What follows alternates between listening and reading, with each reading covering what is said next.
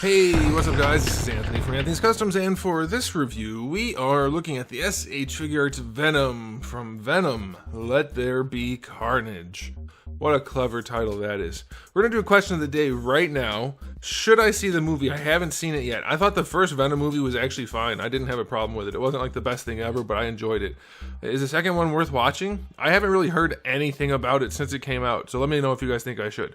Okay, I did look up images though, so I can comment on things, don't worry. Okay, so this figure has some good things going on, but also some things that aren't so good, and it comes in at a really high price point. So let's go ahead and get it off the stand and take a closer look.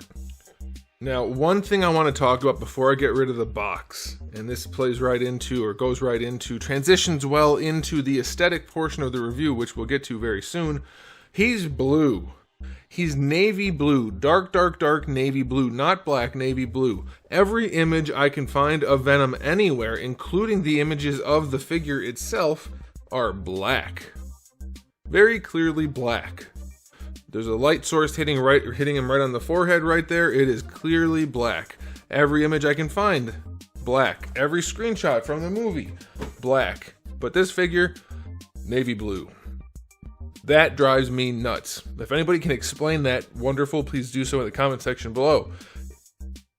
As far as I'm concerned, it's a flaw with the figure. Okay, let's get into it. This guy stands roughly 19.75 centimeters, give or take, and that's going to make him just about 7 3/4 inches.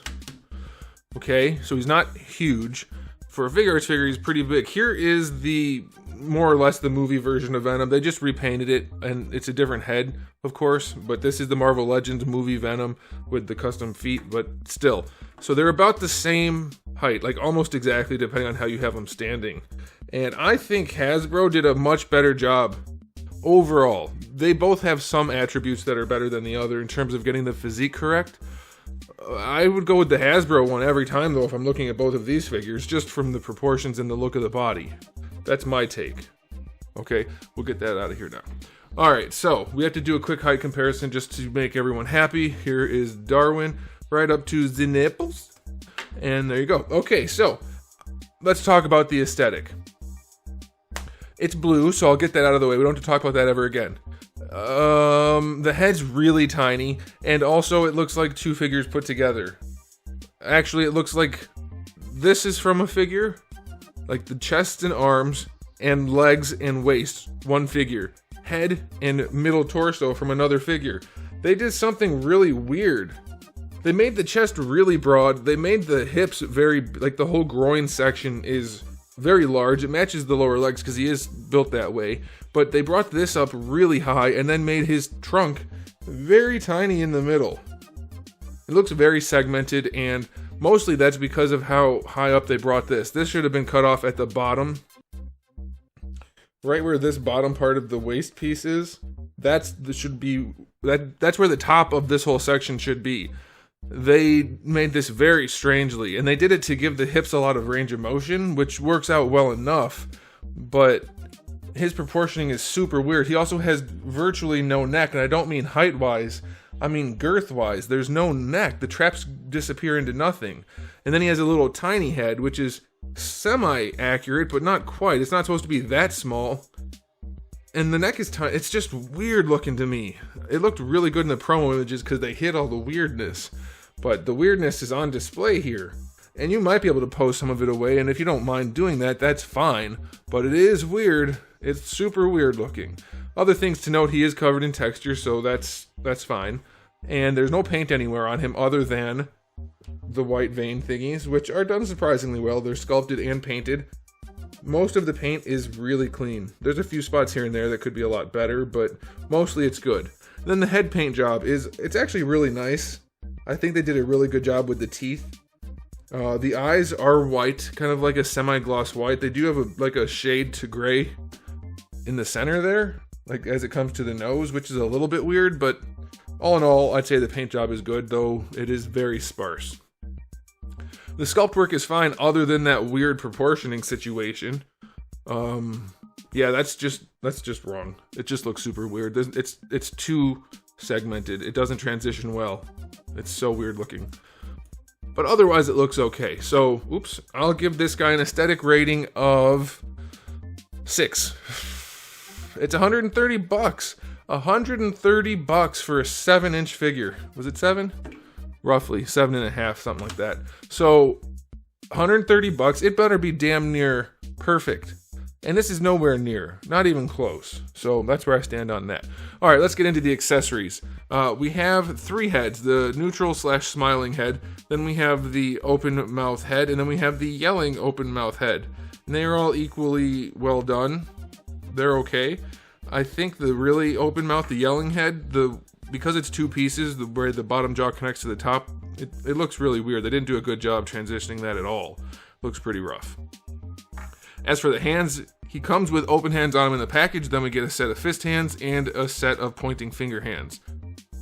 I guess that's okay.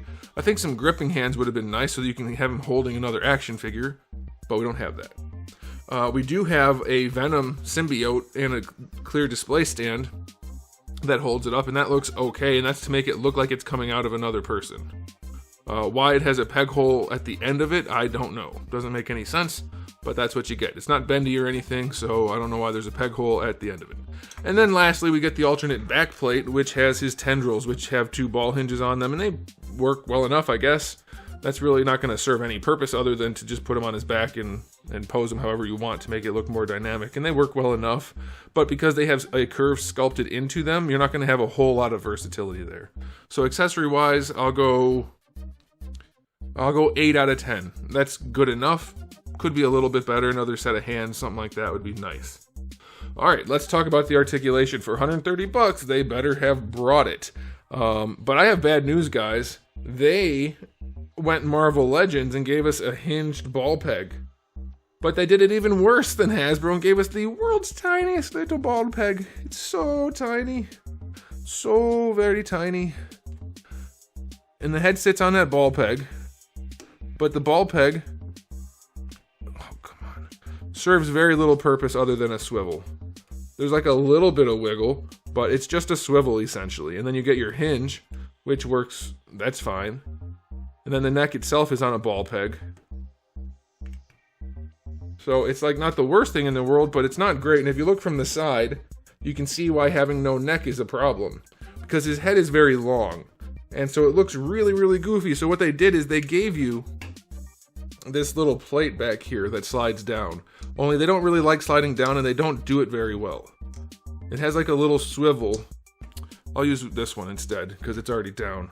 It has a little swivel in there that lets that slide down to kind of fill in that gap. But they don't work for crap. And as soon as you lean the head up, they get stuck in the up position. So it's a big pain in the butt and totally unnecessary because they could have just used a double ball peg at the neck and it would have worked just fine. Or even just used the hinge ball peg like they wanted to, but made it work, sculpt it properly. Because this is just some nonsense. He's not a transformer.